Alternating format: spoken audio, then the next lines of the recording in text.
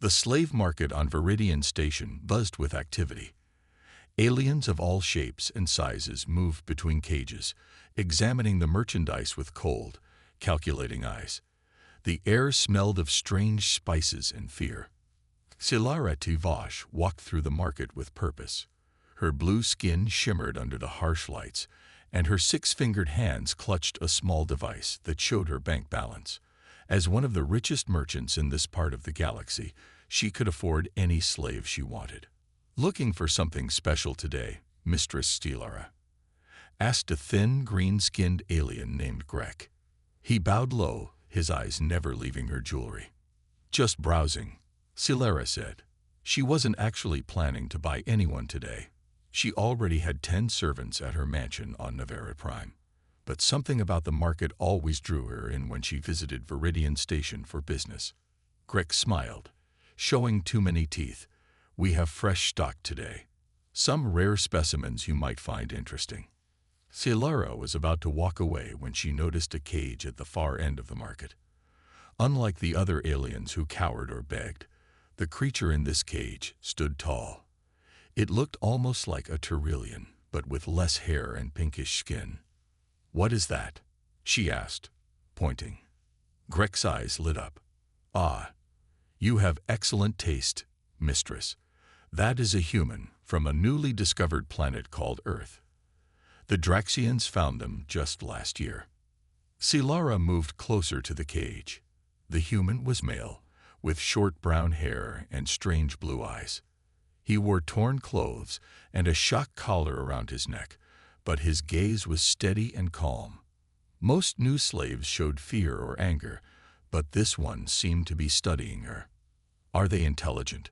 she asked. "Smart enough to follow orders, but not smart enough to be dangerous," Grek said with a laugh. "This one knows some basic words. The translator chip works well with their language." The human looked directly at Stilara. There was something in his eyes that she couldn't quite place. Not submission, not exactly defiance either. It was more like patience. "You, human, what is your name?" Stilara asked. "Daniel Everett," he replied in a clear voice. His accent was strange, but the words came through the translator well enough. "What skills do you have, Daniel Everett?" she asked. "I was a security specialist on Earth," he said simply. Grek seemed surprised. Most new slaves don't volunteer information so easily. Stilara found herself curious. Humans were unknown in this part of the galaxy. Having one would certainly make her parties more interesting, and if he truly knew security, he might be useful. "How much?" she asked. Grek named a price that was 3 times what a normal slave would cost. Stilara didn't blink. "Done," she said. 10 minutes later, Daniel stood beside her outside the market, his wrists bound by light energy cuffs. The shock collar remained around his neck, now linked to Stilara's control device. "You belong to me now," she told him as they walked toward her ship. "If you serve well, your life will be comfortable." Daniel nodded. "Yes, mistress." But as they boarded her luxury cruiser, Stilara noticed how carefully his eyes scanned everything. The door controls, the security panels, the weapon lockers. Not with fear, but with the systematic attention of someone gathering information. In the 3 months since his capture, Daniel had learned parts of 6 alien languages, memorized ship layouts, and studied the weaknesses of the various species that had handled him. Now, as property of this blue-skinned merchant, he had a stable position from which to learn more. The galaxy thought it had found just another species to enslave. What it didn't understand was that humans had a long history of overcoming oppression. Daniel allowed himself a small smile as the ship's doors closed behind them. The first step of his plan was complete. Zilara's ship landed smoothly on Navera Prime, a planet with 3 moons and purple skies. Her home was a large compound on a hill, surrounded by tall silver trees that moved in the wind like dancers. "This will be your new home," Stilara told Daniel as they walked from the landing pad. "You will have a small room near the other servants." Daniel nodded, taking in every detail of the compound. He noted the security cameras, the guard posts, and the electronic fence that surrounded the property. His mind worked quickly, mapping escape routes and weak points. Inside the main house, other servants stopped to stare at him. Most were short aliens with gray skin called krill. They whispered among themselves, keeping their distance from the human. "They fear you," Silera said, amused. "Rumors about humans have spread since the first raids on your planet." "What rumors?" Daniel asked. "That you are unpredictable, dangerous." She studied his face. "Are you dangerous, Daniel Everett?" He met her gaze calmly. "I can be, if needed, but I prefer not to be." This answer seemed to please her. Silera led him through the house, showing him where he would work and what his duties would be. "You mentioned security experience," she said finally. "Explain." "On Earth, I protected important people and places," Daniel said simply. "I know how systems work, how to find weaknesses, and how to fix them." Silera thought for a moment. This could be useful. Her business rivals often tried to spy on her or steal from her. "Show me," she challenged. She took him to her security center, where screens showed views from around the compound. The krill guard on duty looked nervous as the human approached. Daniel studied the system for only a few minutes before pointing to a screen. "That camera is positioned wrong. It leaves a blind spot." He pointed to another. "And that one signal is weak. Someone could jam it easily." Silera was surprised. Most new slaves took weeks to understand even simple technology, yet this human grasped her security system immediately. "Fix them," she ordered. Over the next week, Daniel proved his value. He repositioned cameras, strengthened signals, and even found a listening device planted by a rival merchant. The other servants watched with mixed feelings as Daniel gained Silera's approval. At night, alone in his small room, Daniel worked on his real mission. Using bits of wire and small parts he had collected during the day, he began making tiny modifications to his shock collar. Each change was minor, nothing that would show up on regular scans, but together they would eventually allow him to disable the tracking function. He also practiced the languages he heard around him. By listening to conversations, he picked up more words and phrases in the common tongue of the galactic hegemony. Knowledge was power, and Daniel gathered it patiently. 2 weeks after arriving, Daniel prevented a break-in. 3 masked figures tried to enter through a service door, but Daniel had rewired the alarm system. Guards caught the intruders, and Silera was impressed. That evening, she called Daniel to her private study. The room was filled with strange objects from many worlds. She sat behind a floating desk made of some kind of blue crystal. "You have proven useful," she said. "Most slaves take months to adjust, but you have adapted quickly." "Humans are good at adapting," Daniel said. "It's how we survived on Earth." "Tell me about Earth," she ordered, curious now about this planet and its people. Daniel chose his words carefully. He told her about Earth's many countries, languages, and cultures. He explained how humans had fought wars, but also created art and music. He described oceans and mountains, cities and farms. What he didn't tell her was about humanity's long history of resistance against oppression. He didn't mention how humans had overthrown tyrants and freed slaves throughout their history. Those were lessons the galaxy would learn soon enough. Silera listened, fascinated by this strange world. For the first time, she wondered if perhaps humans were more complex than the hegemony believed. "You are an interesting species," she said finally. "I think I made a good purchase." Daniel lowered his eyes respectfully, hiding the determination in them. "Yes, mistress," he said. "A very good purchase indeed." 3 months passed. Daniel had become an important part of Silera's household. He now had his own security office and could move freely around most of the compound. The other servants had stopped fearing him and now came to him with problems. But despite these privileges, Daniel remained a slave. The shock collar around his neck was a constant reminder. He could not leave the compound without permission, and certain rooms were still off limits to him. One evening, Silera announced she would host an important dinner. Leaders from the galactic hegemony would attend to discuss trade routes and taxes. "You will serve drinks," she told Daniel, "and watch for anyone who seems too interested in my business files." "Yes, mistress," Daniel said with a bow.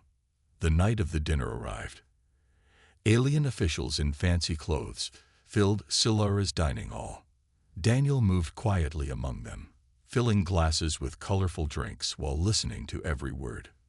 One guest stood out from the others.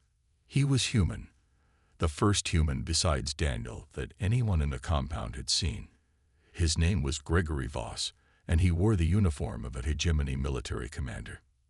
"So this is the human everyone is talking about," Voss said when he saw Daniel. His voice was friendly, but his eyes were cold. Daniel kept his face blank as he poured Voss a drink. "How do you like serving aliens, slave?" Voss asked loudly. The other guests turned to watch. "I serve Mistress Silera," Daniel said simply. Voss laughed. "You see," he said to the other guests, "this is why I helped the Draxians find human settlements. They learned their place quickly." Now Daniel understood. This man was a traitor who helped alien raiders find and capture humans. He felt anger rise inside him, but kept it hidden. "Kneel," Voss ordered suddenly. "Show everyone how obedient humans can be." Daniel looked at Silera. She seemed uncomfortable but nodded slightly. Daniel had no choice. He knelt before Voss. "Now repeat after me. I live to serve the hegemony." Daniel said the words without emotion. Inside, his resolve hardened like steel. "See how easily they're broken." Voss laughed to the assembled guests. "Humans talk about freedom and dignity, but look, they kneel just like any other species." The dinner continued. Daniel served and observed, gathering useful information about fleet movements and trade routes. When Voss became drunk, he revealed that more human colonies had been found near the edge of hegemony space. Later that night, after the guests had gone, Silera found Daniel in the maintenance bay. He sat alone in the dark, pressing a small tool against his shock collar. Blood ran down his neck from where the collar had burned him. "What are you doing?" she demanded. "Are you trying to escape?" Daniel lowered the tool. "No, mistress. I am testing the collar's pain settings. Why would you hurt yourself this way?" "Pain is temporary," Daniel said calmly. "I wanted to know if the collar could kill me." "It cannot. That is useful information." Silera stared at him, confused. In her experience, slaves avoided pain. They broke under it. But this human deliberately caused himself pain to gather data. "You are unlike any slave I have owned," she said finally. "Most would have been broken by now, especially after what Voss did to you." "Humans do not break easily," Daniel said. For the first time, he allowed her to see the fire in his eyes. "We bend, we adapt, but we do not break." Something about his words disturbed Silera. She had thought she understood humans, but now she wasn't sure. "Clean your wounds," she ordered. "Rest. Tomorrow we will discuss what you learned at the dinner." As she left, Daniel touched his collar again. His modifications were almost complete. Soon, the tracking function would be disabled while the collar would appear to function normally. It was just one small step in his plan, but an important one. When he thought of Voss and the other humans being captured, his determination grew stronger. The hegemony thought humans were just another species to enslave. They were wrong. They weren't ready for what was coming. Silera's relationship with Daniel changed after the dinner party. She began to talk with him about more than just security matters. In the evenings, she would invite him to her study and ask questions about Earth. "Tell me about human wars," she said one night. "Your kind seems to have a history of fighting." Daniel chose his words carefully. "Yes, we fought many wars. But we also made peace. Humans can be violent, but we can also show great kindness." "Is that why you haven't tried to escape?" "You are showing kindness." Daniel smiled slightly. "Freedom taken alone benefits only one. Freedom earned can benefit many." His words confused her, but she did not press for an explanation. A week later, a hegemony patrol ship arrived at Navera Prime. They had captured another human, a woman with dark hair and sharp eyes. Her name was Samantha Wells. She knows about human biology, the patrol captain told Silara. The Science Council wants to study her, but we need a place to keep her for a few days. Your security system is known to be excellent. Silara agreed to hold the human woman. She put Samantha in a room near Daniel's and assigned him to watch her. When Daniel entered Samantha's room with food, both humans froze, staring at each other in shock. Daniel. Samantha whispered. Daniel Everett. Sam. Daniel could hardly believe his eyes. You worked at my company on Earth. They embraced quickly before Daniel stepped back, aware of the security cameras. They must not know we know each other, he said quietly. As Daniel set down the food tray, his fingers moved in quick patterns. To any watcher, it would look like nervous movement. But Samantha understood. It was a silent language developed by captured humans to communicate without words. How many free? His fingers asked. Hundreds now, her fingers replied. Networks forming, waiting for signal. That night, as Silara watched the security footage, she noticed the strange hand movements between the humans. She was more observant than most aliens and realized they were communicating somehow. But instead of punishing them, her curiosity grew. The next day, alarm sirens blared throughout the compound. A group of Draxian slavers had landed nearby, planning to raid Silara's estate and steal her valuable servants. They had disabled the outer sensors and broken through the main gate. Get to the safe room, Daniel told Silara urgently. I will help the guards. You cannot fight without weapons, she protested. Trust me, Daniel said, looking directly into her eyes. Something in his gaze made her nod. She hurried to release Samantha from her locked room. Both of you, come with me, she ordered. But instead of following her to safety, Daniel and Samantha ran toward the sounds of fighting. Silara followed, curious and worried. What she saw changed her understanding of humans forever. Daniel and Samantha moved with incredible coordination.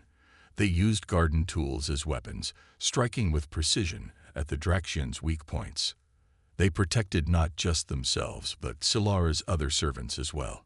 When a Draxian aimed a weapon at Silara, Daniel threw himself between them, taking a painful energy blast to his shoulder. Yet he continued fighting. After the raiders retreated, leaving their wounded behind, Silara found Daniel helping an injured Krill servant. Despite his own burned shoulder, he was tending to others first. Why did you protect us? She asked. You could have escaped in the confusion. Not all humans want freedom at any cost, Daniel said. Some of us want justice. That night, Silara made a decision that would change galactic history. She called Daniel and Samantha to her private chambers and did something no one expected. She removed Daniel's shock collar with her own hands. I don't understand your kind, she admitted, but I believe we have much to learn from each other. Daniel rubbed his neck, free for the first time in months. This is just the beginning, he said quietly. Samantha nodded, hope in her eyes. The beginning of something new for all of us. 6 months passed since Silara removed Daniel's collar.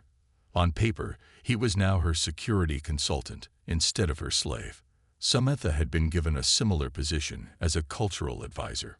Both humans moved freely around the compound and even accompanied Silara on business trips. But Silara noticed strange things happening. Sometimes supplies went missing from her warehouses. Her ships occasionally returned with less cargo than expected. The communication system would have unexplained outages. One evening, she found Daniel in the cargo bay, talking quietly with one of her alien pilots. When they saw her, they quickly stopped talking. What's going on? She demanded after the pilot left. Are you planning to steal from me? Daniel looked at her steadily. No, but there are things I haven't told you. He led her to his quarters and sealed the door. From a hidden panel in the wall, he removed a small communication device unlike anything Silara had seen before. Humans have been building a network, Daniel explained. All across the hegemony, we've been finding each other and sharing information. He activated the device. A map appeared, showing dozens of points of light across the galaxy. Each light is a group of humans, he said. Some are still slaves. Some have earned positions like mine. We communicate using codes hidden in normal trade messages. Silara sat down, shocked. How many of you are there? Over 1,000 that we know of. More are found every day. Daniel's face grew serious. The Draxians have raided 15 more human settlements in the past year, but we're ready for them now. Ready for what? Change. Daniel answered simply. Humans will not remain slaves or second-class beings. But we don't seek revenge. We seek partnership with those who can see beyond the old ways. Silara realized what the missing supplies were for. You've been helping other humans escape. Daniel nodded. Only from the worst masters. Those who are cruel. We've also been sharing technology and information.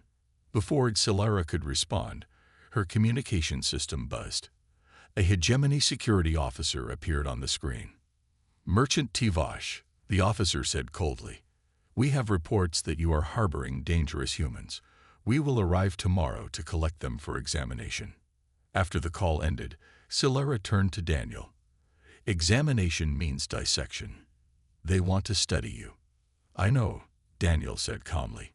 It was only a matter of time before they noticed what we're doing. What do we do now? Silara asked, surprising herself. Somehow, this had become we instead of just Daniel's problem. You have a choice, Daniel told her. Turn us in and maintain your standing in the hegemony, or help us and become part of something new. For the first time in her life, Silara broke hegemony law knowingly and completely. That night, she used her wealth and connections to arrange a secret flight to the outer systems. She, Daniel, and Samantha left Nevera Prime with only what they could carry. 3 days later, their ship landed on a small moon with no official name. Silara was the first alien to ever visit this secret base. Inside a hidden cavern system, hundreds of humans worked alongside 24 aliens from various species. Welcome to Hope Station, Daniel told her. The first place in the galaxy where humans are truly free. The base was remarkable. Humans had taken alien technology and improved it in ways the original makers never imagined. They had built new communication systems, better weapons, and faster ships. How did you do all this so quickly? Silara asked, amazed. Humans adapt, Samantha explained. It's what we do best. We take ideas from everywhere and make them work together. An older human man approached them. He had white hair and kind eyes. So you're the alien who bought Daniel and then freed him, he said to Silara. You've become quite famous among us. I didn't know what I was starting, Silara admitted. Few great changes begin with people knowing what they're starting, the man said with a smile. But now you have a chance to help us change the galaxy for the better. As Daniel showed her around the base, Silara realized that she was witnessing the beginning of something historic. The humans weren't just fighting for their own freedom. They were creating a new vision of what the galaxy could be, a place where different species work together as equals. What happens next? She asked Daniel. Now, he said, we show the galaxy what humans can really do. 1 year had passed since Silara bought Daniel at the slave market. Now they stood as equals in a hidden meeting room on neutral territory. 5 representatives from major hegemony worlds sat across from them, their faces showing a mix of curiosity and suspicion. Thank you for agreeing to this secret meeting, Daniel began. What we show you today will change the galaxy forever. The Draxian representative, a tall reptilian alien named Orcs, laughed. We came only because Merchant Tivash has valuable trade connections. Why should we listen to a runaway slave? Because humans are not what you think we are, Daniel said calmly. We offer partnership, not conflict, but we require acknowledgement of our sentience and our rights. Silara stepped forward. In the past months, she had become the bridge between humans and aliens. Her business skills had proven valuable to the human resistance. "I once thought as you do," she told the representatives. "I believe humans were just another species to own and use. I was wrong." She activated a holographic display showing economic charts and projections. These numbers prove that free humans working as partners would create more wealth for everyone than humans working as slaves. The representatives studied the data with interest. Profit was something they all understood, but Vorax remained doubtful. "Pretty charts mean nothing," the Draxian hissed. "Humans are easy prey. Your planet has no defenses. Your people are scattered across our slave markets." Daniel smiled slightly. "Are we?" He pressed a button on his wrist device. The large screen on the wall lit up, showing live feeds from 20 different locations. The representatives gasped as they recognized their own slave facilities. In each one, human captives were moving in perfect coordination. On screen after screen, humans disabled security systems, opened locked doors, and neutralized guards. They moved with military precision, using minimal force. "What is this?" demanded Vorax, standing up in alarm. "A demonstration," Daniel answered. "We could have killed your people. Instead, we disabled weapons and restrained guards. No casualties." The Draxian's scales turned pale. "Impossible. Our security systems are unbreakable." "For most species, perhaps," Samantha said, speaking for the first time. "But humans specialize in breaking systems. It's what we do best." Silara watched the alien representatives as understanding dawned on their faces. The humans they had dismissed as simple primitives had penetrated their most secure facilities with ease. "This is happening right now, across hegemony space," Daniel explained. "By the time we finish this meeting, over 500 humans will be free. They will be brought to safe locations where they can join us." "You declare war on the hegemony?" asked the Paxian representative, her voice trembling. "No," Daniel said firmly. "We offer peace. We want trade, cultural exchange, and mutual respect. We will defend ourselves if attacked, but we prefer friendship." Silara presented more data, showing how human innovation had already improved the technologies at Hope Station. "Imagine what we might accomplish together in a century," she concluded. The room fell silent as the representatives processed what they had seen. Humans were not just another conquered species. They were something the galaxy had never encountered before, a people who could adapt to any situation, overcome any obstacle, and work together across vast distances without central control. "What are your terms?" asked the Tyrillian representative finally. Daniel laid out the human proposals: recognition as a sovereign species, an end to the slave trade, and reparations for those who had been captured. In return, humans would share their innovations and become trading partners. As the meeting concluded, 4 of the 5 representatives agreed to bring these terms to their governments. Only Vorax refused, storming out with threats of retaliation. Daniel wasn't concerned. "The Draxians will learn the hard way," he told Silara as they watched the others leave. "You can't enslave a species that turns every cage into a workshop and every chain into a tool." Silara looked at the human who had once been her property. "When I bought you, I never imagined this outcome." Daniel smiled. "That's the thing about humans. We're full of surprises." 5 years had passed since the secret meeting with the hegemony representatives. Daniel stood at the large window of the Earth Embassy on Centauri Prime, the hegemony's capital world. He wore the formal blue uniform of Earth's first ambassador to the galaxy. Behind him, a document was displayed on the wall: the Terra Accords. After years of negotiation, the galactic hegemony had officially recognized humanity as a sovereign species with full rights. The slave trade was now illegal across all hegemony worlds. "Ambassador Everett, they're ready for you," said a young aide. Daniel nodded and walked to the grand hall where the final ceremony would take place. As he entered, hundreds of aliens and humans rose to their feet. At the center table sat Silara, now the head of the Interspecies Trade Commission. Their eyes met across the room. Both remembered how their journey began, with a slave purchase at a market on Viridian Station. Neither could have imagined where that simple transaction would lead. The Hegemony Council leader, a wise old Tyrillian, signed the document first. Then, one by one, representatives from 28 worlds added their signatures. Daniel was the last to sign, using a pen made from metal from Earth. "Today marks a new era for the galaxy," the council leader announced. "One where all sentient beings are recognized as having rights and dignity." The crowd cheered. For many younger aliens, the idea that humans were once slaves seemed impossible now.